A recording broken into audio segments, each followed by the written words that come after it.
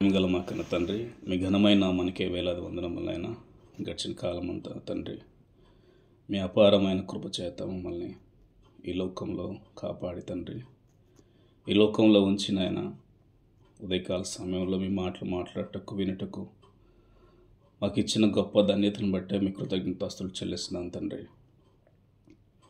నీ దివ్య గ్రంథం నుంచి నాయన కొన్ని మాటలు మాట్లాడబోచుండగా తండ్రి, మీ పరిశుద్ధాత్మ కుమారుని తోడుగా ఉంచి ఆయన మీ పిల్లలకు అర్థమయ్యే రీతిలో నేను చెప్పలాగానే కృప చూపించండి. మీ మాటలుగా ప్రతి మాట ఉండేలాగా సహాయం చేయమని వేడుకుంటూ సమస్తాన్ని మీ చేతులుగా అప్పగించుకుంటూ క్రీస్తు వారి పరిశుద్ధమైన నామంలో ఈ ప్రార్థన అడిగి వేడుకున్న మా కన్న తండ్రి, ఆమేన్. ముందుగా తండ్రి అయిన దేవునికి ప్రత్యేకమైన వందనాలండి. మరి ఈ అవకాశం ఇచ్చినందుకు. మరి అదే రీతిలో మన దైవజనులు ఈజీరావు గారికి, మరి ప్రిన్సిపల్ గారికి, వైస్ ప్రిన్సిపాల్ గారికి, మరి యాప్లో జాయిన్ అయిన ప్రతి ఒక్కరికి కూడా యేసుక్రీస్తు వారి నామంలో ప్రత్యేకమైన వందనాలు తెలియజేస్తున్నానండి. ముందుగానే మనం సిద్ధపాటు చేసుకున్న పాఠ్యాంశము విశ్వాసులకు దేవుడిచ్చిన ఆజ్ఞలు ఏంటి అని చెప్పేసి ఒక అంశంతోనండి దేవుని మాట్లాడుకుంటాకు మనం సిద్ధపడి ఉన్నాము. మరి ఈ విషయాలు ఏంటి అన్నది ఒకసారి దైవ గ్రంథంలోకి వెళ్ళి చూద్దామండి. మరి క్రైస్తవులు, విశ్వాసులు, అసలు విశ్వాసం అంటే ఏంటి? క్రైస్తవులు ఉన్నారండి, విశ్వాసులు ఉన్నారు. క్రైస్తవులు అనగానే మనందరికీ తెలుసు, క్రీస్తును నమ్మిన వాళ్ళని క్రైస్తవులు. మరి క్రీస్తును నమ్మిన క్రైస్తవులు విశ్వాసులుగా ఉన్నారా అని ప్రశ్నించుకుంటే చాలా తక్కువ మందిగా కనపడతారండి. అదేంటి, క్రైస్తవులు అన్న విశ్వాసులు ఒకటే కదా అనుకునేవారు లేకపోలేదు. మరి క్రైస్తవులు అన్నవారు ప్రతి ఒక్కరు కూడా ఆదివారం ఆరాధన, మరి పండగలకి, క్రిస్మస్ కానీ, జనవరికి కానీ, మరి దేవుడు చెప్పిన లేదా పాస్టర్ గారు చెప్పిన ఆజ్ఞలు ఫాలో అవుతూ ఉండేవాళ్ళు క్రైస్తవులుగా కనపడుతూ ఉంటారండి. అంటే దేవుడు ఉన్నారా అని గట్టిగా మనం ప్రశ్నిస్తే వాళ్ళని, లేదా పరలోకం ఉందా అని చెప్పేసి గట్టిగా ప్రశ్నిస్తే వారిలో సగం మంది కూడా డౌటేనండి. మా చిన్నప్పటి నుంచి మా పేరెంట్స్, మా తల్లిదండ్రులు ఏదైతే నేర్పించారో, మరి మనం క్రైస్తవులం కాబట్టి చర్చికి పోవాలి ఆదివారం, దాని తర్వాత ఏదైనా ఫెస్టివల్ వస్తే క్రైస్తవులకు సంబంధించి దాన్ని ఫాలో అవ్వాలి, ఆచరించాలి. ఈ ఆచారాలని తల్లిదండ్రులు చెప్పిన దానిని ఫాలో అయ్యేవారు చాలా ఎక్కువ మంది ఉంటారండి. మరి విశ్వాసులు అనేసరికి అండి, మరి విశ్వాసులు అనగానే వారు ఇలా వింటారు. మరి విశ్వాసులు అంటే మనకి పాత నిబంధనలో మనం భక్తుల్ని చూసుకుంటేనండి, ప్రతి ఒక్కరు కూడా దేవుని మాటకి లోబడిన వాళ్ళు ఎక్కువ మంది ఉన్నారండి. అంటే వాళ్ళు దేవుడు అయినా ఈయన మాట్లాడేది, లేదంటే దేవదూత మాట్లాడుతుందా అనేది పట్టించుకోకుండా దేవుని మాటకు కట్టుబడి ఉన్నవాళ్ళు. మరి విశ్వాసం అనగానే బ్లైండ్ ఫెయిత్, అంటే దేవుడు ఉన్నాడు, ఆయన ఈ సృష్టిని చేశాడు అని చెప్పేసి ఇక గుడ్డిగా నమ్మిన వారండి. మరి ఈరోజు క్రీస్తుని నమ్మిన వారిలో ఎంతమంది విశ్వాసంతో మరి ఆయన ఆరాధిస్తున్నారు అన్నది ఆలోచించుకుంటేనండి చాలా తక్కువనే కనబడతారు. మన యూనివర్సిటీ ద్వారా అండి, మరి జయశాలి గారు ఆయన బైబిల్ మీద పఠించిన ఆయన తపస్సులు, 25 సంవత్సరాల తపస్సునండి, మరి ఆయన వెలికి తీసినప్పుడు ప్రపంచాన్ని అందరికి కూడా సత్యవాక్యమును, మరి నిజమైన దేవుడు క్రీస్తు, పరలోకంలో మన తండ్రి ఉన్నాడు, పరిశుద్ధాత్మను మనల్ని నడిపిస్తున్నాడు అని చెప్పేసి చెప్పినప్పుడు ప్రపంచం మొత్తం కూడా ఉలిక్కిపడ్డదని చెప్పుకోవడం గర్విస్తున్నాను. ఎందుకంటే ఎన్నో బోధలు ఈ లోకంలో ఉన్నాయి, కానీ సత్యబోధ అనేది మన యూనివర్సిటీ ద్వారా మాత్రమే జరుగుతూ ఉందని చెప్పేసి నేను బలంగా నమ్ముతానండి. ఎందుకంటే మరి అన్నీ నీ విశ్వాసం వేరు, నా విశ్వాసం వేరు అనుకునే మాట వరకు వెళ్ళిపోయింది క్రైస్తవ్యం. దేవుడు ఒక్కడే, ప్రతి ఒక్కరూ నమ్మేది క్రీస్తునే. తండ్రి అయిన దేవుడు ఉన్నాడు, పరిశుద్ధాత్ముడు ఉన్నాడు అని చెప్పేసి అందరూ నమ్ముతారు. కొందరైతే ముగ్గురు కలిపి ఒక్కళ్ళే అని చెప్పేసి అనేవాళ్ళు కూడా లేకపోలేదు. మరి ఇలాంటి సమయంలోని సత్యవాక్యం బయట తీసిన జయశాలి గారు, మరి జయశాలి గారు ఉన్న తరంలో మనం అందరం పుట్టడం, నేను కూడా ఉండటం నేను ఎంతో సంతోషిస్తున్నాను, గర్విస్తున్నాను. మరి విశ్వాసం అనేది క్రైస్తవుల్లో ఉంటుందా అంటే చాలా తక్కువగా ఉంటుందండి. నిజంగా దేవుడు ఉన్నాడు, పరలోకం నువ్వు చూసి వచ్చావంటే గట్టిగా అడిగితే ఎవరైనా కూడా చాలామంది డౌట్గానే చెప్తారు.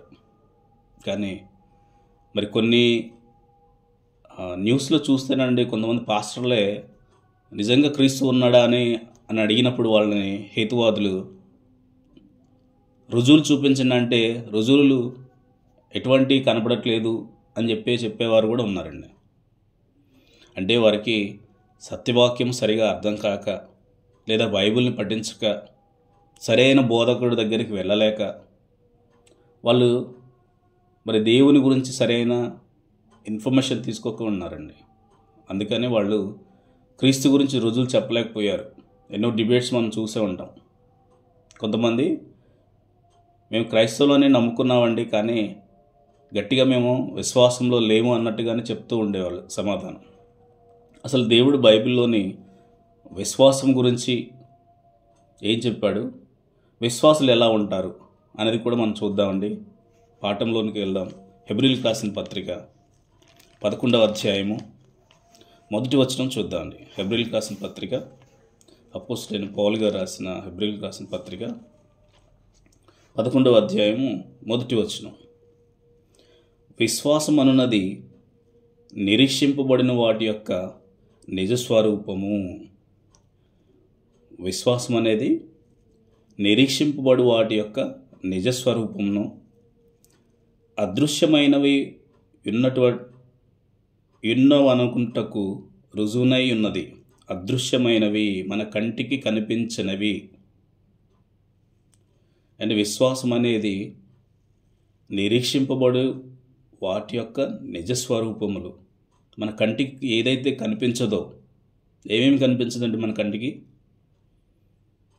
దేవుడు మన కంటికి కనిపించడు, పరలోకం మన కంటికి కనిపించదు, నరకం మన కంటికి కనిపించదు, పరిశుద్ధాత్మ దేవుడు మన కంటికి కనిపించడు. కానీ మనం విశ్వాసంలో అదృశ్యమైన వాటిని, ఇవన్నీ ఉన్నాయని దృఢంగా ఎవరైతే నమ్ముతారో వారిని విశ్వాసి అంటారండి. విశ్వాసుల జాబితాలో మనం కూడా ఒకళ్ళు ఉంటాం అంటే. హెబ్రీ పత్రిక అనగానే విశ్వాసుల వీరుల జాబితా. ఈ 11వ అధ్యాయం మొత్తం కూడా చూసుకుంటే మనందరికీ తెలుసు, చాలాసార్లు విన్నాం మనం. మరి కంటికి కనిపించిన దేవుణ్ణి దేవుడు ఉన్నాడు, ఆయన మన తండ్రి అని చెప్పేసి నమ్మేవారు ఈరోజు క్రైస్తవులు ఎంతమంది ఉన్నారు? చాలా తక్కువగా ఉంటారండి. మన ఆత్మీయ తండ్రి గారు ఆ రోజు పఠించిన మరి ఈ బైబిల్ గ్రంథం సత్యవాక్యం బయటకు వచ్చిన తర్వాత కొన్ని కోట్ల మంది స్ట్రాంగ్గా బిలీవ్ చేసింది ఏంటంటే, నిజంగా క్రీస్తు వారు ఉన్నారు, ఆయన వచ్చారు, లోకంలో 33.5 సంవత్సరాలు సుమారు బ్రతికారు. మరి ఆయన మనందరి కోసం, మనందరి పాపం నిమిత్తమైన ఈ లోకంలో సిలువలో మరణించాడు, మనందరి పాపముల్ని సిలువ ద్వారా కొట్టివేశాడని చెప్పేసి నమ్మేవారు మన యూనివర్సిటీ ద్వారా తప్ప చాలా తక్కువగా మనం నమ్ముతారండి. బలంగా విశ్వాసంతో ఉండేవాళ్ళు చాలా తక్కువ కనపడతారు. మరి ఈరోజు క్రైస్తవులను చెప్పుకుంటున్న వారిలోని విశ్వాసం ఉందా అంటే, నీ విశ్వాసం వేరు, నా విశ్వాసం వేరు అనుకునే వరకు వెళ్ళిందండి. అన్యులు ఏదన్నా అడిగితే కూడా దానికి బలంగా ఆన్సర్ చెప్పే రోజు కాదు ఇది. ఎందుకంటే వారికే సరైన విశ్వాసం లేదు దేవుని పైన. అదృశ్యమైన వాటిని ఉన్నాయని నమ్మేదే విశ్వాసం అండి. మనం మాట్లాడుకున్నట్టుగా తండ్రి అయిన దేవుడు, పరలోకం, నరకం ఇవన్నీ ఉన్నాయంటే మనం చూడలేదు, కానీ అవన్నీ ఉన్నాయి. దేని ద్వారా మనం విశ్వాసం పొందుతున్నాం? దేవుడు రాయించిన ఈ 66 పుస్తకాలను నమ్మాము. మరి క్రీస్తు చేసిన బోధనను నమ్మాము మనం. అదే మన విశ్వాసం. మరి విశ్వాసం గురించి ఇంకా మనం మాట్లాడుకుంటున్నాంటే మనకి విశ్వాసం అనగానే బాగా తొందరగా గుర్తొచ్చే వ్యక్తి అబ్రహాం గారు. మరి ఆయన అబ్రహాం గారిని విశ్వాసులకు తండ్రిగా దేవుడు చూపించాడు. సరోజిని అక్క మ్యూట్లో పెట్టండి అక్క. సో విశ్వాసం అనగానే మనకి అబ్రహాం గారు గుర్తొస్తారండి. మరి ఒకసారి విశ్వాసం ఏ విధంగా వస్తుంది అని మనం ఆలోచిస్తేనండి, విశ్వాసం అంటే మనకి డెఫినేషన్ తెలిసిందండి, అదృశ్యమైన వాటిని మనం దృఢంగా నమ్మేదే విశ్వాసం. మరి ఈ విశ్వాసం ఏ విధంగా వస్తుంది అని ఒకసారి చూసుకుంటే, రోమిలికి రాసిన పత్రిక 10వ అధ్యాయము, అపోస్తలుడైన పౌలు గారు రాసిన రోమిలికి రాసిన పత్రిక 10వ అధ్యాయము 17వ వచనం ఒకసారి చూద్దామండి. 10వ అధ్యాయము 17వ వచనం. కాగా వినుట వలన విశ్వాసం కలుగును, వినుట వలన విశ్వాసం కలుగును, వినుట క్రీస్తును గూర్చిన మాట వలన కలుగును. వినుట వలన విశ్వాసం కలుగుతుంది. ఆ వినేది ఎవరి గురించి వినాలండి? వినుట క్రీస్తుని గూర్చిన మాట వలన కలుగును. యేసుక్రీస్తు వారి గురించి మనం వింటేనండి మరి విశ్వాసం కలుగుతుంది. ఆయన గురించి వింటేనే మాత్రమే కలుగుతుందండి విశ్వాసం. మరి ఏది విన్నా కానీ విశ్వాసం కలగదు అని చెప్పేసి మరి బైబిల్ ద్వారా మనం తెలుసుకుంటున్నాం. దేవుడు క్రీస్తు వారి ద్వారా ఎన్నో అద్భుత కార్యాలు చేశారు. మరి ఆయన మనందరి పాపాల నిమిత్తం ఆయన సిలువలో మరణించాడు. మన విశ్వాసం ఎలా ఉండాలంటే మరి మన సంఘాల్లో కూడా ఎవరైనా విశ్వాసం విషయంలో ఏమన్నా సగం ఉంటేనండి, 50% నమ్మేవారు ఉంటే దయచేసి ఈరోజు ఉదయకాల సమయంలో మనం మాట్లాడుకునే మాటలు, దేవుని మాటల ద్వారా మరి ప్రతి ఒక్కరం కూడా బలంగా మనం నమ్మాల్సి ఉందండి. దేవుడు ఉన్నాడు, పరలోకంలో ఉన్నాడు, యేసుక్రీస్తు వారు వచ్చారు ఈ భూమి మీద మన కోసం, మన పాపం నిమిత్తం ఆయన మరణించాడు. మరి పరిశుద్ధాత్మ దేవుడిని మనకు ఆదరణకర్తగా ఇచ్చి వెళ్ళాడు. ఇవన్నీ కూడా అండి మరి మన కంటికి కనిపించేవి కాదు, కానీ ఇవన్నీ కూడా ఉన్నాయి అని దృఢంగా ఎప్పుడైతే నమ్ముతామోనండి అప్పుడే మనం దేవుని పిల్లలం అవుతాం. విశ్వాసం లేకోకుండా అండి మనం దేవుణ్ణి ఆరాధించినా కూడా ఆరాధన సరైన ఆరాధన కూడా కాదండి. ఎందుకంటే నువ్వు దేవుణ్ణి నమ్మనప్పుడు నువ్వు ఆరాధనకు వెళ్ళి వేస్ట్. దేవుడు ఉన్నాడు అని బలంగా నమ్మని నీవు క్రైస్తవురాలని అని చెప్పుకోవటం కూడా వృధానేనండి. ఏదో నామకార్థ క్రైస్తవులాగా మనం మరి చర్చికి వెళ్ళటం, రావడం, కానుక ఇవ్వటం, పాస్టర్ గారు చెప్పిన మాటలు వినడం, పాస్టర్ గారి మీద డిపెండ్ అయిపోయేవాళ్ళు చాలామంది ఉన్నారు. ఆరాధనకి రాకపోతే తిడతాడేమో, లేదంటే రాకపోతే ఇంటికి వచ్చి అడుగుతారేమో అని చెప్పేసి భయంతో. మరి ఈరోజు విశ్వాసములకు దేవుడిచ్చిన ఆజ్ఞలు ఏంటి అన్నది కూడా కొన్ని చూద్దామండి. మరి విశ్వాసంలోని మనం ఎప్పుడైతే బలంగా ఉంటామో, మనం గట్టిగా నమ్ముతామో అప్పుడే ఆ కార్యం కూడా జరిగిద్దండి. కొన్ని సందర్భాల్లో మనం చూస్తారండి, యేసుక్రీస్తు వారి దగ్గరికి వచ్చినప్పుడు మరి కొంతమంది గుడ్డివారు కానీ, కుష్టి రోగులు కానీ చాలామంది స్వస్థత కొరకు ఆయన దగ్గరికి వస్తే యేసుక్రీస్తు వారు ఒకటే మాట అంటారు, నీ విశ్వాసమే నిన్ను స్వస్థపరచును అని మాట్లాడాడు. మనందరికీ బాగా తెలిసిన విషయాలు. విశ్వాసం అది మనలో ఉంటేనండి చాలా గొప్ప కార్యాలు చూడగలుగుతాం. మనం దేవుని పైన ఆధారపడి బ్రతికే వారికి బాగా అర్థమవుతుంది. ఎవరో అయితే దేవుని పైన ఆధారపడి బ్రతుకుతారో వారిలో బలమైన విశ్వాసం ఉంటుంది. మరి ఆయన ఇచ్చిన ఆజ్ఞలను ఒకసారి చూద్దాం. మరి అదేవిధంగా మనకి అబ్రహాం గారి గురించి కూడా కొన్ని విషయాలు చూసి ముందుకెళ్దామండి. ఆదికాండము విశ్వాసలో వీరులు కూడా చాలామంది మరి వారి విశ్వాసం బట్టి వారు గొప్పగా ఎదిగారండి. బైబిల్ పట్టణం మనం బైబిల్లో చూస్తే చాలామంది కూడా వారి విశ్వాసం బట్టే ముందుకెళ్ళారు. వాళ్ళు దేవుళ్ళలో ఎదిగారు. వారు మరణించేంత వరకు కూడా వాళ్ళ విశ్వాసమని కోల్పోలేదు. సేమ్ అదే విశ్వాసం ప్రారంభంలో ఏ విధంగా అయితే వారు దేవుని విశ్వసించారో అదే రీతిలోని వారి విశ్వాసాన్ని పట్టుకొని ముందుకెళ్ళారు. ఆదికాండము 17వ అధ్యాయము 5వ వచనం ఒకసారి చూద్దామండి. ఆదికాండము 17వ అధ్యాయము 5వ వచనం.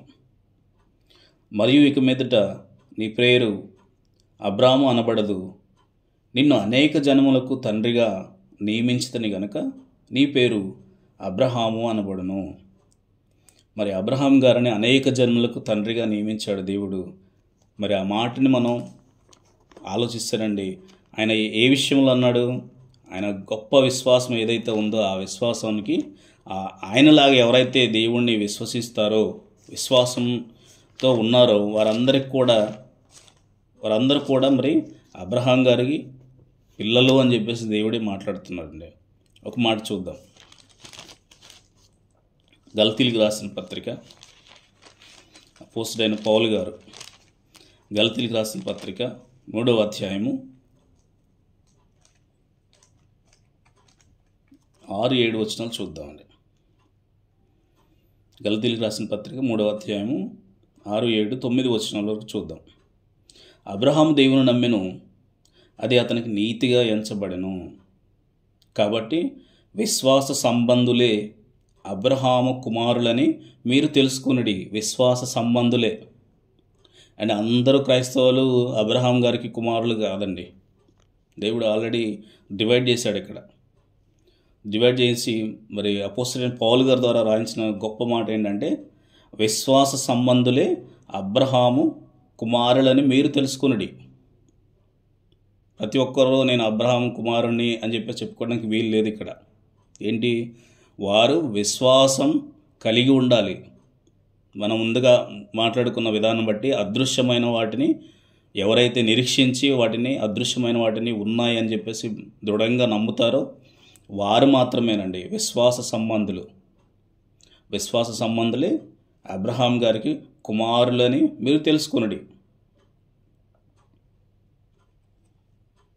8వ వచనం చూద్దామండి.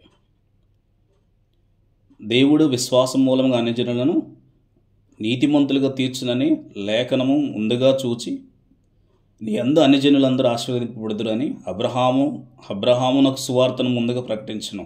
కాబట్టి విశ్వాస సంబంధుల విశ్వాసము గల అబ్రహాముతో కూడా ఆశీర్వదింపబడతారు.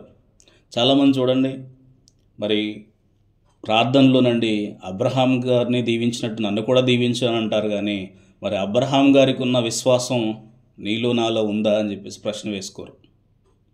అబ్రహామును దీవించిన దేవా, ఇస్సాకును దీవించిన దేవా, యాకోబును దీవించిన దేవా, మాకు కూడా అలాంటి దీవెనలు కావాలి అంటారు. ఇప్పుడు మనం చాలా సంఘాలు చూస్తేనండి, వారందరూ వాక్యంలోనే ఉన్న మాటలని పట్టుకొని వారి ప్రార్థనలో జ్ఞాపకం చేసుకుంటుంటారు. మరి అబ్రహాం గారిలాగా నీవు బ్రతికితే, అబ్రహాం గారిలాగా నీకు విశ్వాసం ఉంటే, అబ్రహాం గారిలాగా నీ కుమారుణ్ణి త్యాగం చేసే అంత నీకు విశ్వాసం ఉంటే, అప్పుడు దేవుడు ఆయనకి ఇచ్చిన ఆశీర్వాదం నీకు ఇస్తాడు. కానీ అవన్నీ పట్టించుకోరండి. బైబిల్లో మొత్తం ఎవరెవరికి ఆశీర్వాదాలు వచ్చాయి, ఎవరెవరిని దీవించాడు దేవుడు, ఎవరెవరిని ఐశ్వర్యవంతులు చేశాడు, అడుగుడి మీకు ఇస్తానన్నాడు. ఇది దేవుని వాక్యం చెప్తుంది కదా, నేను ఏది పడితే అది అడుగుతాను. ఈ లోకంలో నాకు అవి కావాలి, ఇవి కావాలి, ఆస్తులు కావాలి, అంతస్తులు కావాలి, మా పిల్లలే బాగుండాలి, మిగతా వాళ్ళ పిల్లలతో మాకు సంబంధం లేదు అన్నట్టు ప్రార్థనలో జ్ఞాపకం చేసుకుంటూ ఉంటారు, దేవుని విసిగిస్తూ ఉంటారు. మరి ఇక్కడ దేవుడు కూడా క్లియర్ కట్గా ఏం చెప్పాడు? కాబట్టి విశ్వాస సంబంధులే విశ్వాసము గల అబ్రహాముతో కూడా ఆశీర్వదింపబడుదురు. మరి ఆయన వల్లే మనకి విశ్వాసం ఉంటే, ఆ విశ్వాసం చివరి వరకు ఉంటేనండి మనం కూడా ఆశీర్వదింపబడతాం. చాలామంది జారిపోతూ ఉంటారు, దేవునిలో వస్తారు, కొన్నాళ్ళు ఉంటారు, దాని తర్వాత మళ్ళీ వెనక్కి వెళ్ళిపోతూ ఉంటారు. మరి ఇలాంటి పరిస్థితులు మనం చూస్తూ ఉంటాం. సో విశ్వాసులు మరి అబ్రహాం గారిని చూస్తేనండి విశ్వాసానికి మూలపురుషుడిగా కనపడతాడు మనకి. మరి ఆయనకున్న గొప్ప విశ్వాసం మరి వేరే వారిలో కనపడుతుందా అంటే చాలా తక్కువగా కనపడుద్ది.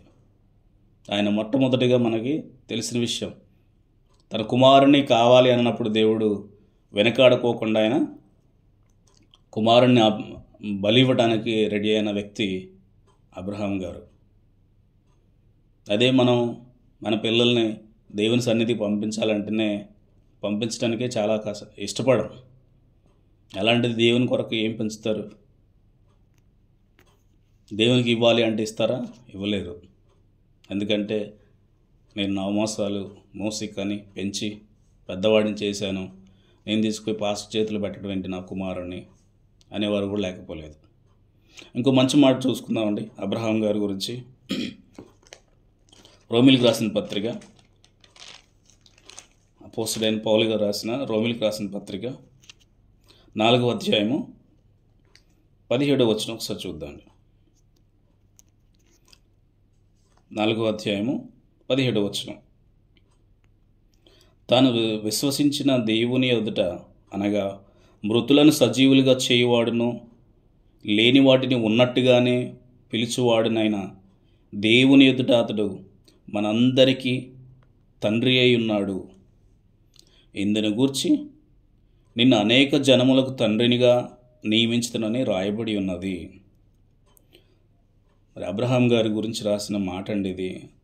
అబ్రహాం గారు ఏ విధంగా నమ్మాడు దేవుణ్ణి? తాను విశ్వసించిన దేవుని ఎదుట అనగా మృతులను సజీవులుగా చేయువాడు దేవుడే అని చెప్పేసి ఆయన నమ్మాడు. మరి ఈ రోజుల్లో క్రైస్తవుల్లో ఎంతమందికి ఈ విశ్వాసం ఉందండి? ఉందంటారు అసలు? ఎక్కడో కొద్దిగా ఉండొచ్చు, పూర్తిగా ఉంటుందని కూడా నమ్మకం లేదు.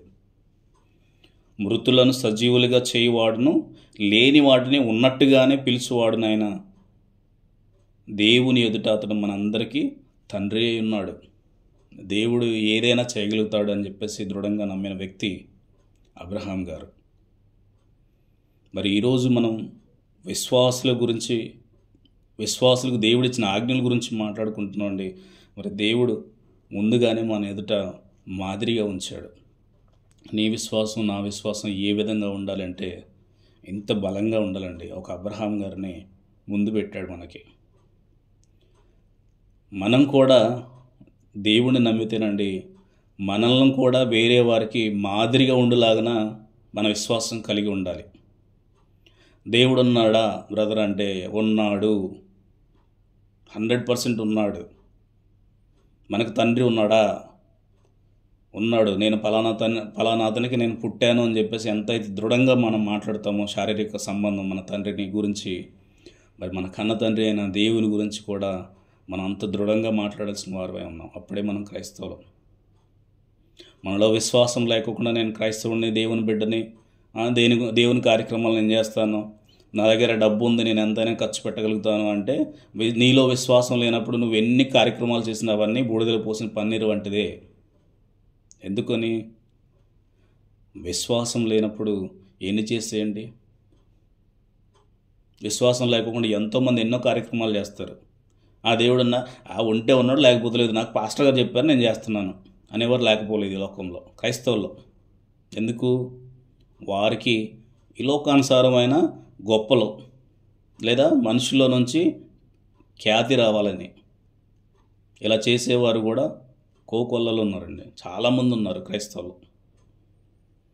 మా ఇంటి వాళ్ళ పేరు వినపడాలి, నా కుటుంబ పేరు వినపడాలి, నా పేరు మారు మోగిపోవాలి చర్చిలో, ఇలా అనుకొని చేసేవారు కూడా లేకపోలేదు. అంటే మనలో విశ్వాసం కలిగి మరి అబ్రహాం గారు మృతులను కూడా సజీవులుగా చేసే దేవుడు అని చెప్పేసి నమ్మాడండి. ఎంత బలమైన విశ్వాసం అంటే అంత గొప్పగా, చాలా వండర్ఫుల్ మాట అది. చూడకుండానే, మళ్ళీ దేవుడిని చూడకోకుండా నమ్మిన వ్యక్తి. ఇంత గొప్పగా ఆయన విశ్వాసాన్ని గురించి, మరి అతని గురించి ఇంత గొప్పగా దేవుడు రాయించాడు. మరి విశ్వాసులు అందరికీ కూడా తండ్రిగా ఆయన్ని నియమించాడంటే ఆయన ఎంత గొప్పగా దేవుణ్ణి నమ్మాడు, దేవుని యందు మరి విశ్వాసం ఉంచాడు అన్నది ఆయన మాటల్లోనే తెలుస్తుందండి. ఒక వ్యక్తి గురించి దేవుడు పదే పదే పాత నిబంధన నుంచి కొత్త నిబంధన వరకు ఆయన పేరుని తీసుకుని వచ్చాడంటే ఆయన ఎంత గొప్పగా కార్యక్రమాలు చేస్తే, దేవుని ఎంత గొప్పగా బలంగా దృఢంగా నమ్మితే అంత ఇన్నిసార్లు రిపీట్ చేస్తారండి దేవుడి గురించి, అబ్రహాం గారి గురించి. సో మన విశ్వాసం కూడా అండి మరి అబ్రహాం గారు ఏ విధంగా అయితే ఆయన విశ్వాసాన్ని మరి చివరి వరకు తీసుకొని వెళ్ళాడో మనం చూడవచ్చు. ఆ మాట కూడా ఒకసారి ఆ మాట చూసుకుందాం. హెబ్రీయులకు రాసిన పత్రిక 11వ అధ్యాయము 13వ వచనం ఒకసారి చూద్దామండి. హెబ్రీయులకు రాసిన పత్రిక 11వ అధ్యాయము 13వ వచనం. వీరందరూ ఆ వాగ్దాన ఫలము అనుభవింపకపోయి నన్ను దూరం నుండి చూచి వందనం చేసి తాను భూమి మీద పరదేశులము యాత్రికులమై ఉన్నామని ఒప్పుకొని విశ్వాసము గలవారై మృతి నొందిరి. విశ్వాసము గలవారై మృతి నొందిరి. వారు పరదేశులు, యాత్రికులుగా ఈ భూమి మీద బ్రతికారు వాళ్ళు. మరి ఈనాటి క్రైస్తవులు ఏ విధంగా బ్రతుకుతున్నాం? పరదేశులము, యాత్రికులు అని అనుకుంటున్నాము. అసలు మనకి మనమే పరీక్షించుకోవాలి. మరి వారి విశ్వాసం ఎప్పటి వరకు ఉందండి? మధ్యలో డ్రాప్ అయిపోయారా? లేదు. మధ్యలో వదిలేశారా? దేవుణ్ణి వదలలేదు.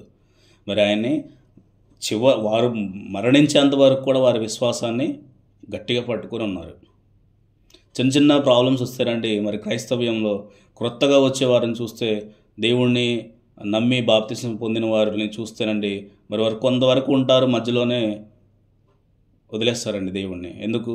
మేము బాప్తిసం తీసుకొని కాడ నుంచి మాకు మరి ఇంట్లో ప్రాబ్లమ్స్ వస్తున్నాయి, ఫైనాన్షియల్గా ప్రాబ్లమ్స్ వస్తున్నాయి, గొడవలు వస్తున్నాయి, లేదంటే మా చుట్టాలు ఇట్లా అంటున్నారు, అట్లా అంటున్నారు, మమ్మల్ని వెలివేశారు. ఎవరు ఈ లోకంలో ఉంటారండి చెప్పండి? ఎవరు ఉండరు. వెళ్ళిపోవాల్సిందే ఎవరో ఒకరు. మన చుట్టాలు, బంధువులు, కట్టుకున్న భార్య అయినా, భర్త అయినా, పిల్లలైనా, ఎవరైనా సరే ఈ లోకంలో మనం ఒంటరిగానే ఉంటాం. అందరూ ఉన్నా కానీ వాళ్ళ పాత్ర ఉన్నంత వరకు వాళ్ళు ఉంటారు మనతో పాటు. దాని తర్వాత మనల్ని వదిలేసి వెళ్ళిపోవాల్సిందేనండి. మరి చివరి వరకు విశ్వాసమును గట్టిగా పట్టుకొని ఉండాల్సిన అవసరం మనకుందండి. మరి మనం దేవుని నమ్మాము అంటే ఏదో మాట రూపంలో నమ్మాను అని చెప్పేసి అనుకోండి. మరి ఈరోజు ఉదయకాల సమయం ఆరాధనలోని మనకు దేవుడిచ్చిన ఈ గొప్ప మాటల్లో మనం విశ్వాసాన్ని 100% అండి, మన విశ్వాసాన్ని పట్టుకుంటేనే మాత్రమే మనం ముందుకెళ్ళగలుగుతాం. అప్పుడే మనం క్రైస్తవులని ధైర్యంగా చెప్పుకోవడానికి బాగుంటుంది.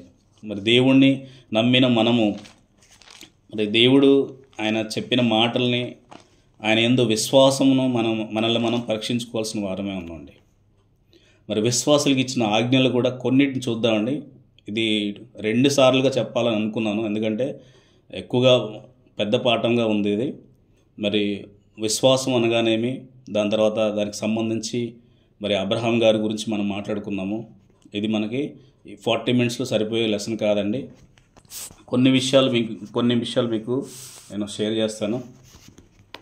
మీకు సమయానికి ముగిస్తానండి.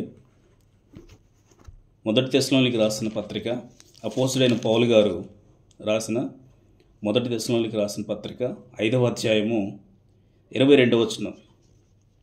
ఆయన ఇచ్చిన ఆజ్ఞలు ఏంటి అన్నది ఒకసారి చూద్దామండి. మరి విశ్వాసులుగా మనం ఉంటే మనం కూడా, మరి నీవు నేను విశ్వాసి అయితే ఈ ఆజ్ఞలు పాటించాల్సిన వారమే ఉన్నామండి. నేను విశ్వాసిని, నేను పాటిస్తాను అని చెప్పేసి మనంగా మరి నమ్మవలసిన వారమే ఉన్నామండి. మరి ఆయన ఇచ్చిన ఆజ్ఞలు ఏంటి అన్న కూడా చూద్దాం. మొదటి తెస్సలోనికీయులకు రాసిన పత్రిక 5వ అధ్యాయము 22వ వచనం. ప్రతి విధమైన కీడునకు దూరంగా ఉండండి. మొట్టమొదటిగా ప్రతి విధమైన కీడునకు దూరంగా ఉండుడి. కీడునకు అన్న దగ్గర ఫుట్నోట్లు మనం చూస్తేనండి, కీడుగా కనబడు ప్రతి దానికి, కీడు జరుగుతున్న ప్లేస్లోనండి మనం దూరంగా ఉండాలి అని చెప్పేసి దేవుడిచ్చిన ఆజ్ఞ అండి. ఎందుకంటే మనం దేవుని పని చేయుట వారమై ఉన్నాం. ఎక్కడైనా కీడు జరుగుతుందంటే మనం అక్కడి నుంచి వెళ్ళిపోవాల్సిన ఉత్తమం అండి. అది మనల్ని మనం కాపాడుకున్నటకు ఉండాల్సిన బాధ్యత అది. ప్రతి విధమైన కీడునకు దూరంగా ఉండండి. లేదంటే అండి దానిలో మనల్ని కూడా ఇన్వాల్వ్ అవ్వాల్సి ఉంటుంది. ఇంకో మాట చూద్దాం.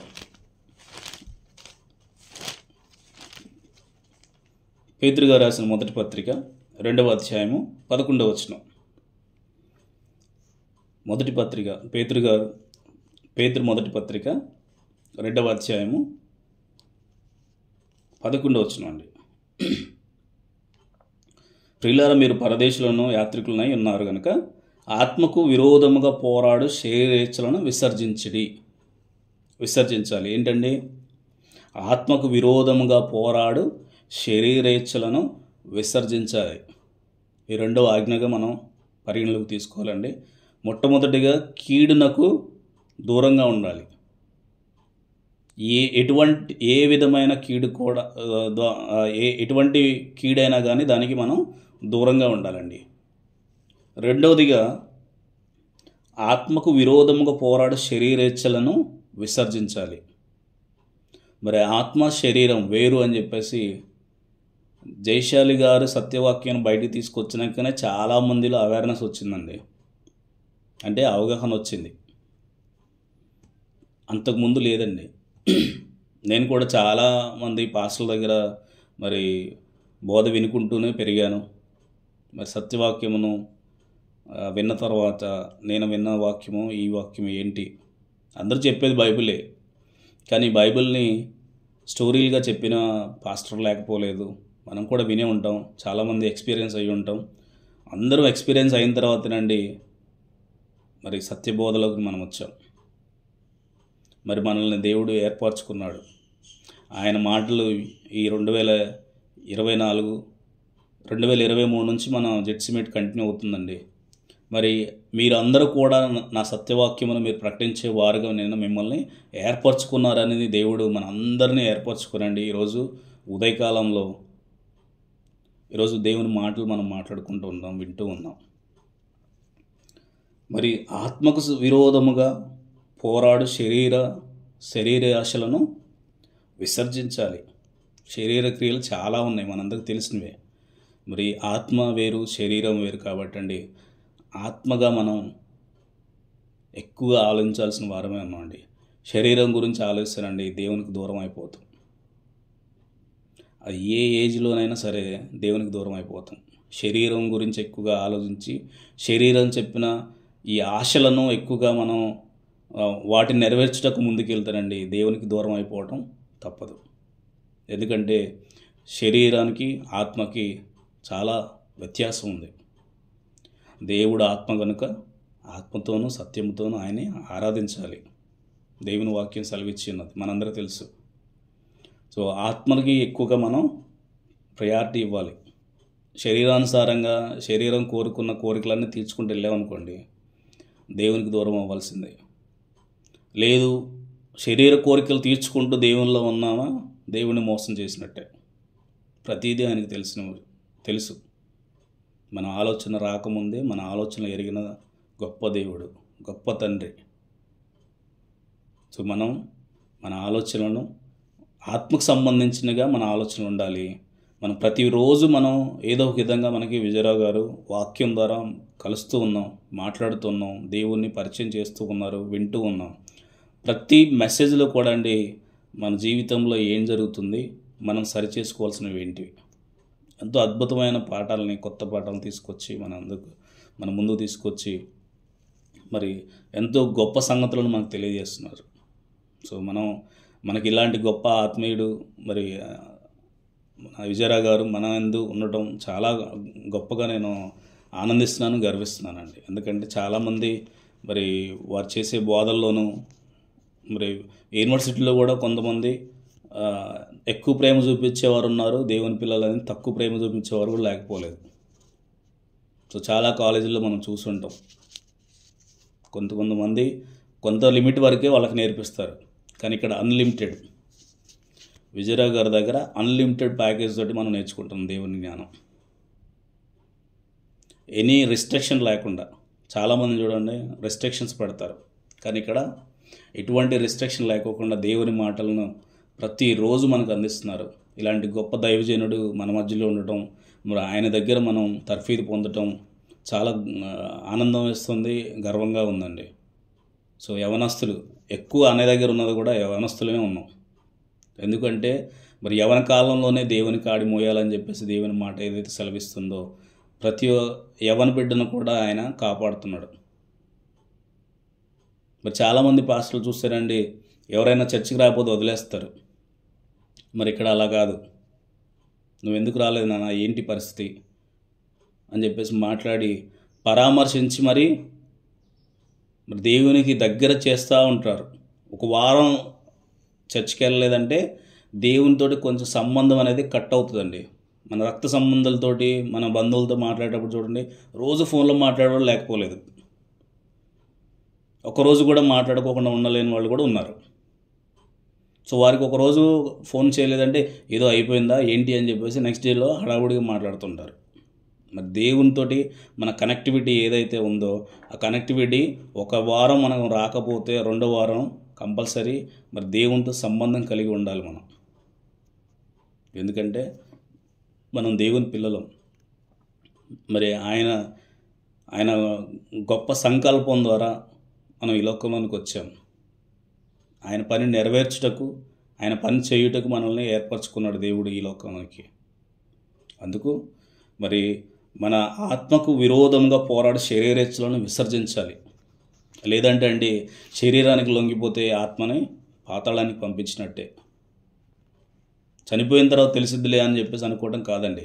మనం ఈ లోకంలో బ్రతికున్నప్పుడే శరీర ఆశలను మనం కానీ నెరవేర్చుకుంటూ వెళ్తే 100% పాతాళం అని చెప్పేసి కన్ఫర్మ్ చేసుకోవచ్చండి. ఎందుకంటే దేవుడు ఆత్మని కాపాడుకోండి అని చెప్పేసి అంటున్నాడు.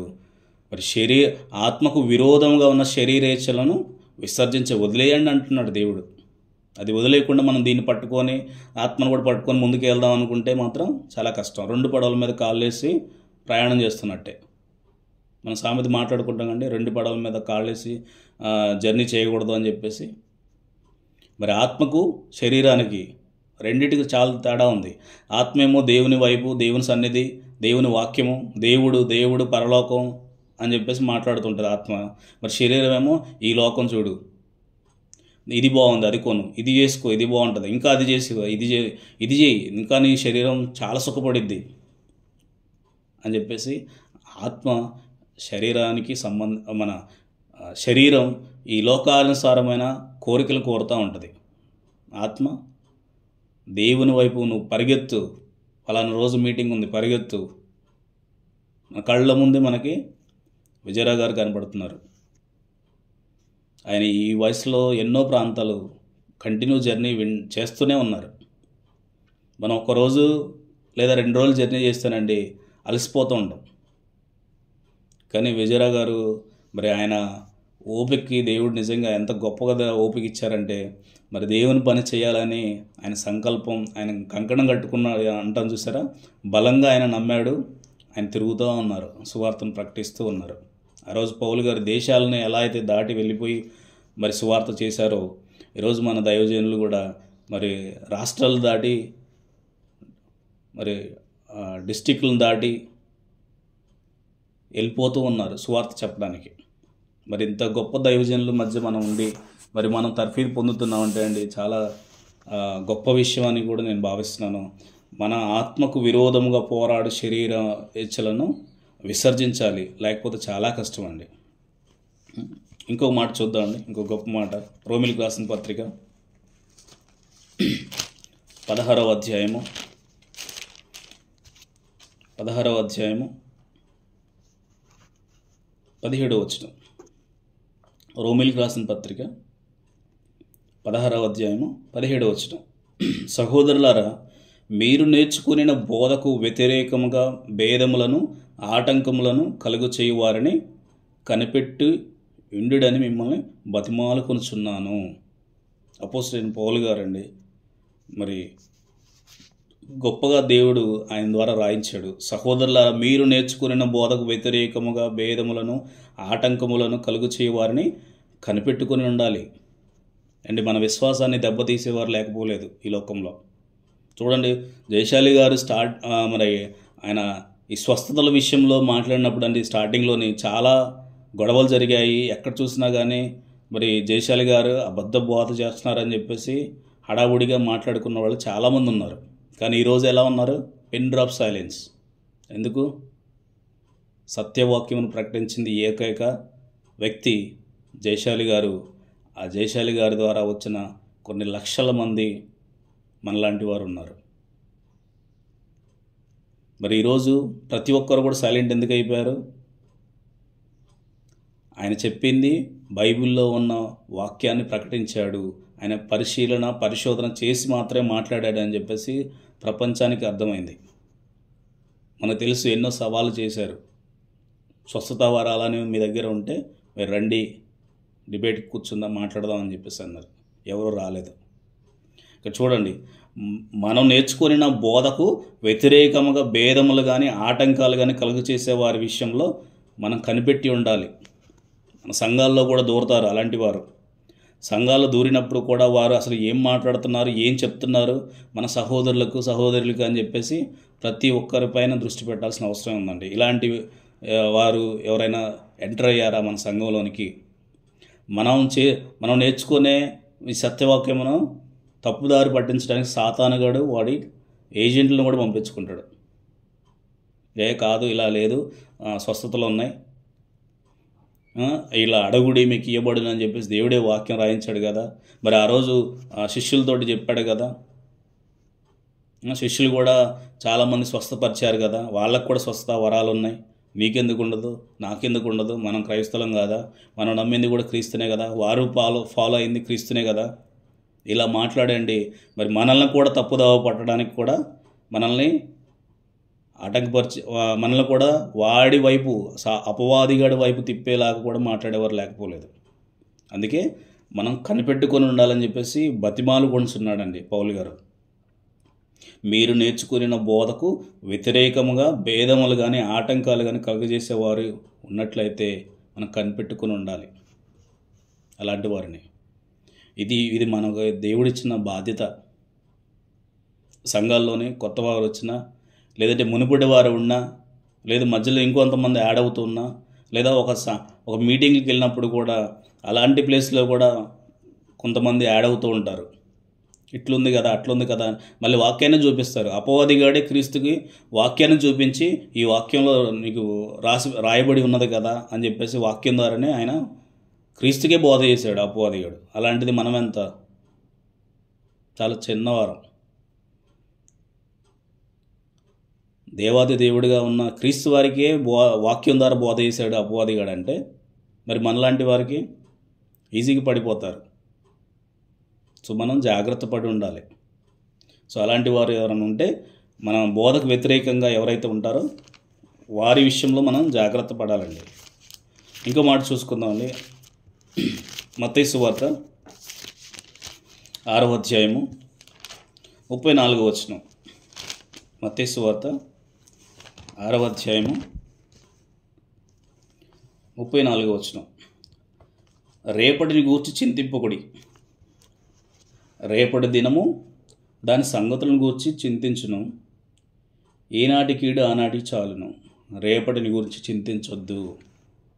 విశ్వాసులకు దేవుడిచ్చిన ఆజ్ఞలండి మనం మాట్లాడుకుంటున్నాం. రేపటి గురించి మనం చింతించాల్సిన అవసరం లేదండి. ఎందుకు? దేవుడు చెప్పాడు కాబట్టి. ఏనాటి కీడు ఆనాటి, రేపటి దాని గురించి రేపు ఆలోచిస్తుంది. మనం ఎక్కువ ఆలోచించొద్దు. ఎందుకు? మరి దేవుణ్ణి నమ్మిన మనము అలానే ఉండాలి. అది లేదు ఇది లేదు అని చెప్పేసి మనం చింతించుకుంటున్నాం అనుకోండి, దేవుని ఆరాధించేది ఎప్పుడు? ఇంకా అపవాదిగాడు వెంటనే మనకు ఆలోచన ఇస్తాడు. ఏమని? బాబు నీ పరిస్థితి ఇలా ఉంది, నువ్వు దేవుని సన్నిధిలో ఏం పోతావు, లేదంటే ఈ వారం ఏం పోతావులే, ఉండు ఇంట్లోనే కూర్చో, ఫోన్ ఉంది కదా, నెట్ ఉంది కదా, లేదంటే వైఫై కనెక్ట్ అయి ఉంది కదా, నువ్వు చూడు ఏం వెళ్తావు, ఈ ఎండకి అంత దూరం ఏం వెళ్తావు, అంతసేపు నువ్వేం కూర్చుంటావు చర్చిలోని అని చెప్పేసి వాడు మనకు ఒక నెగిటివ్ థాట్ని ఇస్తూ ఉంటాడు. సో అలాంటి సమయంలో కూడా అండి మనకి ఉన్న ప్రాబ్లమ్స్ని గుర్తు చేస్తూ అపవాదిగాడు మనల్ని ఇబ్బంది పెడుతూ ఉంటాడు. దేవుని పనిలో ఎక్కువగా వెళ్ళే వారికి శోధనలు కూడా ఎక్కువగా ఉంటాయి. ఇది వాస్తవం. నాకు తెలిసి ఎక్స్పీరియన్స్ అయ్యి ఉండొచ్చు మీరు కూడా. ఎందుకంటే దేవుని పనిలో మనం ఉంటూ ఉంటాం కాబట్టి ఏదో ఒక విధంగా శోధన వస్తూనే ఉంటుంది. దాన్ని అధిగమించి మనం ముందుకు వెళ్ళాల్సిందే.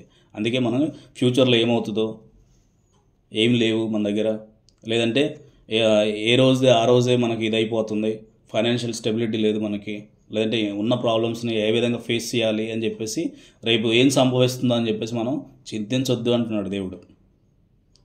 సో ఇలాంటి గొప్పగా మరి దేవుడు రాయించిన మాటలని మనం చూస్తేనండి, మరి దేవునికి దగ్గరగా ఉండాలంటే మన విశ్వాసం బలంగా ఉండాల్సిందే. మన విశ్వాసం ఏమాత్రం ఒక డ్రాప్ కిందికి వచ్చినా కానండి అది కింద పడిపోతాం మనం. అపవాది చేతిలో లేదా వాడి వలలోకి వెళ్ళిపోతాం, జారిపోతాం. ఒక్కసారి వాడి వలలోకి జారిపోతేనండి మళ్ళీ తిరిగి రావడం అంటే చాలా కష్టం. అందుకే మనకిచ్చిన ఈ యొక్క ఆజ్ఞలను మనం పాటిస్తూ మరి దేని గురించి ఆలోచించాలి, దేని గురించి ఆలోచించకూడదు అని కూడా దేవుడు రాయించాడు. కాబట్టి వాటిని మనం పాటిస్తేనే చాలా ఉత్తమం అండి. ఇంకొక మాట చెప్పాడు దేవుడు, చూద్దామండి. రోమిలికి రాసిన పత్రిక 12వ అధ్యాయము 1వ వచనం చూద్దామండి. రోమిలికి రాసిన పత్రిక 12వ అధ్యాయము 1వ వచనం. కాబట్టి సహోదరులారా, పరిశుద్ధమును దేవునికి అనుకూలమైన సజీవ యాగముగా మీ శరీరములు ఆయనకు సమర్పించుకొనుడి. మన శరీరాన్ని సజీవ యాగంగా దేవునికి సమర్పించాలి అని చెప్పేసి దేవుని ఆజ్ఞ. విశ్వాసులమైన మనము కంపల్సరీ పాటించాల్సిన ఈ మెయిన్ పాయింట్స్ అండి. వీటిని మనంగా పాటిస్తూ ఉంటే దేవునిలో ఇంకా ఎదుగుతాం. సజీవ యాగముగా మీ శరీరంను ఆయనకు సమర్పించుడి. సమర్పించుకోవాలి మనమే. లేకపోతే ఏమవుతుందండి, అపవాదిగాడు వచ్చేస్తాడు మనలోకి. శరీరేచ్ఛలను, ఆత్మను ఆటంకపరిచి శరీరేచ్ఛలను విసర్జించండి అన్నాడు. దాంతోపాటు మన శరీరాన్ని సజీవ యాగంగా మీ శరీరములను ఆయనకు సమర్పించుకొనుడి అన్నాడు. మరి మనం వింటున్న మరి మన విశ్వాసం ఏ విధంగా ఉన్నది అని చెప్పేసి మనం ఆలోచించాలండి. మన విశ్వాసంలో ఎక్కడన్నా కోల్పోతూ ఉంటే దాన్ని బలపరచుకోవాల్సిన బాధ్యత కూడా మనదేనండి. ఎలా? మన ప్రతిరోజు మీటింగ్స్ జరుగుతూ ఉంటాయి, ప్రతిరోజు మనం ఆరాధనలో వింటూ ఉన్నాము జెట్సీ మీట్ ద్వారా. మరి మన పాస్టర్ గారివి చాలా యూట్యూబ్ ఛానల్లో మెసేజెస్ ఉన్నాయి. అవన్నీ కూడా మనకి బూస్టింగ్, మన ఆత్మను బలపరిచే మాటలు అవన్నీ. ఇప్పుడు కొత్తగా వచ్చిన పాటలు కూడా అంటే వింటుంటే ఆత్మ సంతృప్తి చాలా బాగుంటుంది. ప్రతి సంవత్సరం వచ్చే పాటలు, కొత్త పాటలన్నీ కూడా అన్ని వాక్యానుసారమైన పాటలు కాబట్టి అండి చాలా ఆనందిస్తాను నేనైతే. మనందరం ఆనందంతో ఉప్పొంగిపోతాం. ఎందుకంటే ఆ పాట వింటేనే అలా ఉంటుంది. ఎందుకంటే దేవునికి దగ్గరగా ఉన్న ఆత్మలన్నీ కూడా సంతోషిస్తాయండి. ఆత్మానుసారంగానే మనం ఎక్కువగా కనెక్ట్ అయి ఉండాలి దేవునికి. శరీరం మీద డిపెండ్ అయ్యా ఉంటాయండి. శరీర కోరికల విషయంలో ఆలోచిస్తేనండి మరి దేవుని దూరం చేసుకున్న వారం అవుతాం. మనకు తెలిసిన వారు ఎవరైనా ఉంటే కూడా మనం వారిని ప్రేమతోటి వారిని ముందుకు తీసుకొని రావాలి. ఒక మాట చూసుకొని ముగించుకుందామండి. మరి కొన్ని విషయాలు నెక్స్ట్ టైం మాట్లాడుకుందాం దేవుని చిత్తం అయితే. గలతీలకు రాసిన పత్రిక, అపోస్తలుడైన పౌలు గారు రాసిన పత్రిక అండి. మరి గలతీలకు రాసిన పత్రిక 6వ అధ్యాయము 1వ వచనం ఒకసారి చూద్దామండి. గలతీలకు రాసిన పత్రిక 6వ అధ్యాయము 1వ వచనం. సహోదరులారా, ఒకడు ఏ తప్పిదములోనైనను చిక్కుకొని ఎడల ఆత్మ సంబంధులైన మీలో ప్రతివాడు తానును శోధింపబడుదునేమో అని తన విషయమై చూచుకొనుము. సాత్వికమైన మనసుతో అట్టి వానిని మంచి దారికి తీసుకొని రావలెను. సహోదరులారా, ఒకడు ఏ తప్పిదములోనైనను చిక్కుకొని ఎడల ఆత్మ సంబంధులైన మీలో ప్రతివాడు తాను శోధింపబడదునేమోనని. ఏమండి, మన సంఘంలోని ఎవరైనా కానీ మరి ఏదైనా విషయంలో మరి తప్పిపోతే దేవుని ప్రేమను చూపించి వారిని మళ్ళీ సంఘంలో చేర్చే వారిలాగా మనం ఉండాలి. అది దేవుడిచ్చిన ఆజ్ఞ విశ్వాసులకు. మరి చాలామంది చూస్తారండి, మరి సంఘంలో నుంచి వెళ్ళిపోతూ ఉంటారు, వచ్చేవారు వస్తూ ఉంటారు. ఎందుకు వెళ్ళిపోతున్నారు అని అడిగితే కూడా వారు సరైన సమాధానం చెప్పలేని పరిస్థితి అండి. నీ మాట అంటే అవును, కాదంటే కాదు అని క్రీస్తు వారు చెప్పారు. మరి క్రైస్తవులు విశ్వాసులు అని అనుకుంటున్న మనము మన మాట ఏ విధంగా ఉంటుంది? నిజమే, నేను ఈ రీజన్ వల్ల నేను బయటికి వెళ్ళాను, లేదు నేను ఈ విధంగా నాకు ఇది నచ్చలేదు, పలాని వారి ద్వారా నేను ఇబ్బంది పడ్డాను సంఘంలో అని చెప్పి ధైర్యం ఉండాలండి. ఇది మరి దేవుని మాటలు వింటున్న మనం ఆ మాత్రం కూడా ధైర్యంగా చెప్పలేనప్పుడు ఇంకా దేవుని పని నువ్వేం చేస్తావు? చాలామందిని చూస్తానండి, బాధేస్తుంది. వెళ్ళిపోతారు, వారంతటా వాళ్ళే. రీజన్ ఏంటి అని ఎవరికైనా ఫోన్ చేసి మనం అడిగితే సరైన రీజన్ కూడా చెప్పరు. ఇట్లుంది అట్లుంది అట్లుంది అట్లుంది ఇట్లే చెప్తారు, కానీ ఎగ్జాక్ట్గా దానికి సంబంధించిన సరైన ఆన్సర్ అయితే చెప్పరు. భయం ఏమైద్దో అని చెప్పి. ఏమవుతుంది? నువ్వు దేవుని సన్నిధిలో నుంచి తప్పిపోతున్నావు. నిన్ను అపవాదిగాడు వాడు గాలం వేశాడు, నువ్వు వాడి వలలో చిక్కుకున్నావని నీకు అర్థం కావట్లేదు. ఆత్మీయులు ఎవరైనా ఫోన్ చేసి అడిగితే మాత్రం దానికి మళ్ళీ వాళ్ళకి రివర్స్గా ఆన్సర్లు చెప్తుంటారు. నేను 2-3 ఫేస్ చేశానండి. వేరే వాళ్ళని అడిగినప్పుడు వారు సరైన సమాధానం చెప్పలేదు. బాధ అనిపించింది. కొన్ని రోజులు నేను చెప్పాను, విన్నా, కానీ మార్పు రాలేదు. వేరే దగ్గరికి వెళ్ళిపోయారు వాళ్ళు. సో సత్యవాక్యం వదిలేసి నువ్వు వేరే దగ్గరికి వెళ్ళిపోయావంటే అపవాదిగాడి వలలో నువ్వు బాగా ఇరుక్కుపోయావు. వాళ్ళు ఇది ఇవ్వట్లేదు, అది చేయట్లేదు, ఇది చేయట్లేదు అని చెప్పేసి అనడం కంటే అండి, దేవుని సన్నిధికి వచ్చి మనం ఎంత బలపడ్డాము, మనం ఆత్మీయంగా ఎంత ఎదుగుతున్నాము, మన క్రియ రూపంలో ఏ విధంగా దేవుని చూపిస్తున్నాము, మన మాట రూపంలో క్రీస్తు ప్రేమను ఏ విధంగా చూపిస్తున్నాము అన్నది మర్చిపోతున్నారండి సంఘాల్లో. మన సంఘాల్లో కూడా కొంతమంది ఉన్నారు అలా. అది మర్చిపోయి నాకు విలువ ఇవ్వలేదు, నన్ను పట్టించుకోవట్లేదు, పాస్టర్ గారు నాతో మాట్లాడట్లేదు. ఎంతమందితో మాట్లాడతారు పాస్టర్ గారు చెప్పండి? సంఘంలో 100 మంది వస్తున్నారు. 100 మందిలోనే ఇండివిజువల్గా మాట్లాడడానికి ఆదివారం ఏ విధంగా ఉంటుందో తెలుసు మనందరికీ. మన అయ్యగారిది, మన పాస్టర్ గారు 5 సంఘాల్లోనే ఆయన ఆరాధనకి వెళ్ళాలి.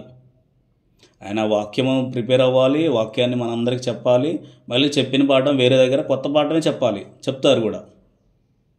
సో అలాంటప్పుడు నాతో సరిగా పట్టించుకోవట్లేదు, నన్ను మాట్లాడట్లేదు, నన్ను పిలవట్లేదు, ఇవన్నీ ఈ కారణాలు చెప్పేసి సంఘాన్ని వదిలిపోయిన వారు కూడా ఉన్నారండి.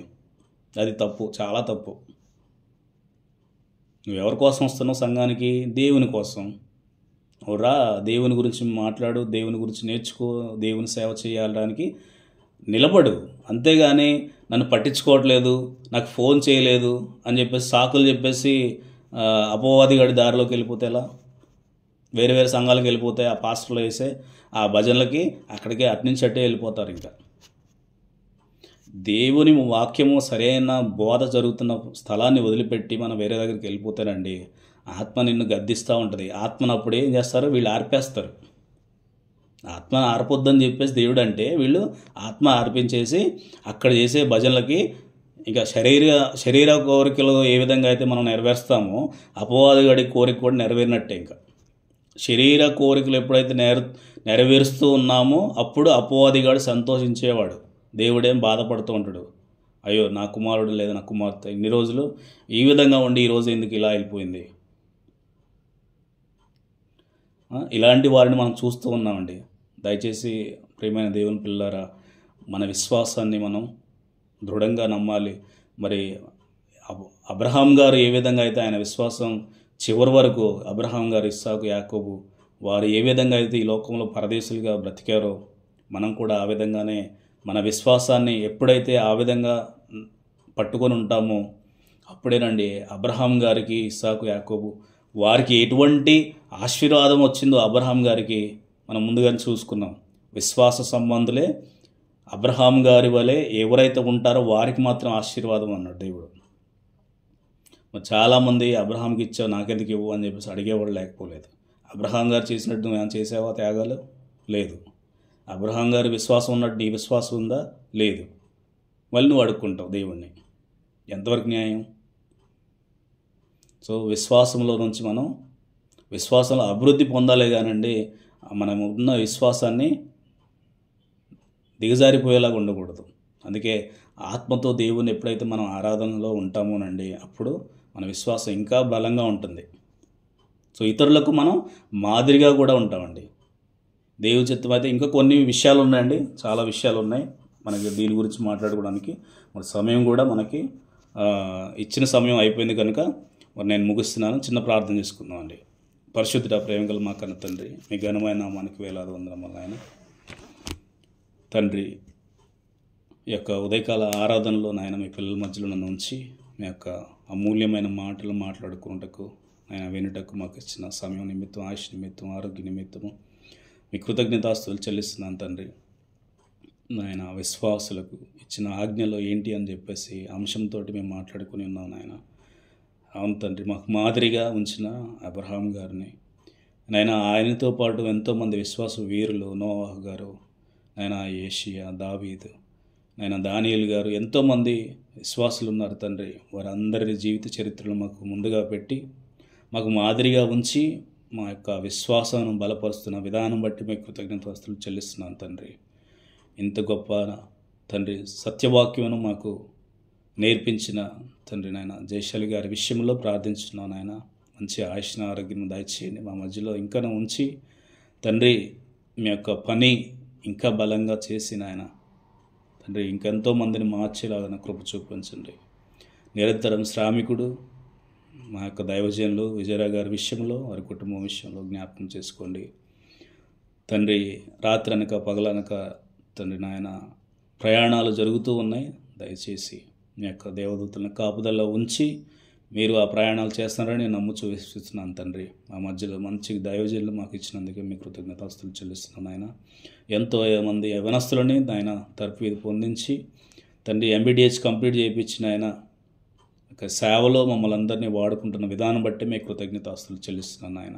తండ్రి, ప్రతి ఒక్కరూ నాయన మా యొక్క విశ్వాసము బలపరుచుకొని తండ్రి ఆత్మానుసారంగా మేము ప్రతి విషయంలోనూ ఆలోచించి ముందుకు వెళ్ళాలని కృప చూపించమని వేడుకుంటూ, మీ చిత్తం అయితే మరలా రేపటి దినాన మీ పల్లెల మధ్యలో నేను ఉండి ఆయన మరలా మేము కలుసుకొని మీ యొక్క అమూల్యమైన మాటలు వినే భాగ్యాన్ని మా అందరికీ అనుగ్రహించమని వేడుకుంటూ, సమస్తాన్ని మీ చేతులుగా అప్పగించుకుంటూ క్రీస్తు వారి పరిశుద్ధమైన నామంలో ఈ ప్రార్థన వేడుకుంటూ మా కన్న తండ్రి, ఆమెన్.